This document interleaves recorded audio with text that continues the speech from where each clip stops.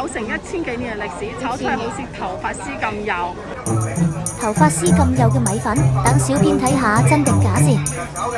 Hello， 我哋係莆田餐廳，喺香港連續攞咗10年米之前推介嘅。咁我哋今日帶嚟嘅咧就係我哋最出名嘅興化炒米粉。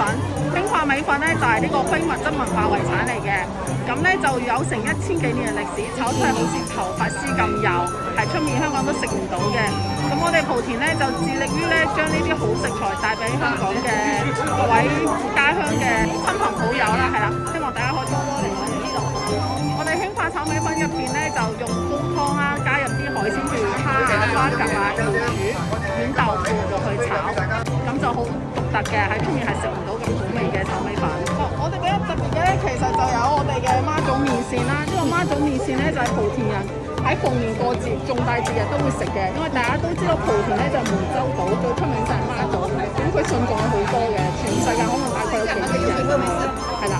咁呢啲咧都係我哋頭水紫菜啦，一隻咧頭水就係每一年第一批嘅紫菜，我哋採集係最新鮮嘅。咁大家見到呢度呢啲聖乾啊、桂圓肉、枇杷膏，全部都係莆田當地嘅特產嚟嘅，係啦。咁我哋莆田餐廳咧都有做緊呢個新鮮聖子嘅，係啦，大家可以過嚟試下。哇，又清一盤，的確好受歡迎喎。